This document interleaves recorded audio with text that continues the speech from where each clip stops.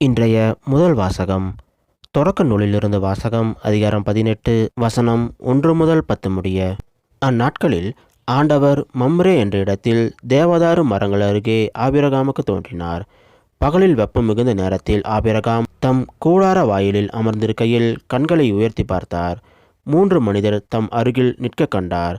அவர்களை கண்டவுடன் அவர்களை சந்திக்க கூடார வாயிலை விட்டு ஓடினார்.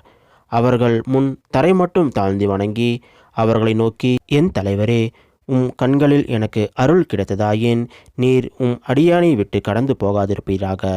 இதோ விரைவில் கொஞ்சம் தண்ணீர் கொண்டு வரட்டும். உங்கள் கால்களை கழுவிய பின் இம்மரத்தடியில் இளைப்பாருங்கள்.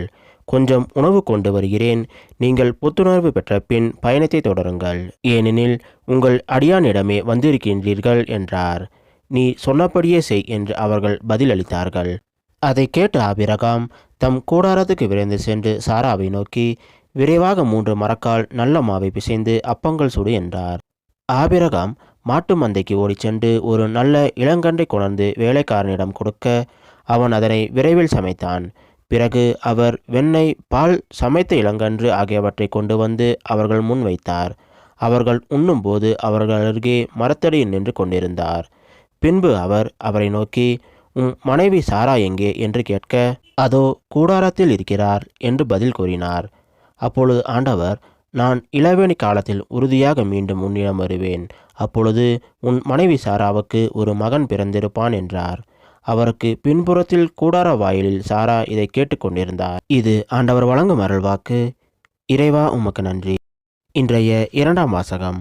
திருத்தூதர் பவுல் கொலோசியருக்கு எழுதிய திருமுகத்தில் இருந்த வாசகம். அதிகாரம் 1 வசனம் 24 முதல் 28 முடிய. சகோதர சகோதரிகளே, உங்கள் பொருட்டு துன்புறுவதில் நான் மகிழ்ச்சி கொள்கிறேன். கிறிஸ்து தம் உடலாகிய திருச்சபைக்காக வேதனையுற்றார்.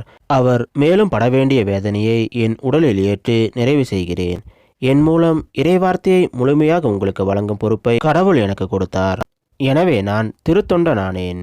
நான் வழங்கும் இறைவார்த்தை ஊழியாக தலைமுறை தலைமுறையாக மறைந்திருந்த இறை திட்டத்தை பற்றியது. அத்திட்டம் இப்பொழுது இறை மக்களுக்கு வெளிப்படுத்தப்பட்டிருக்கிறது.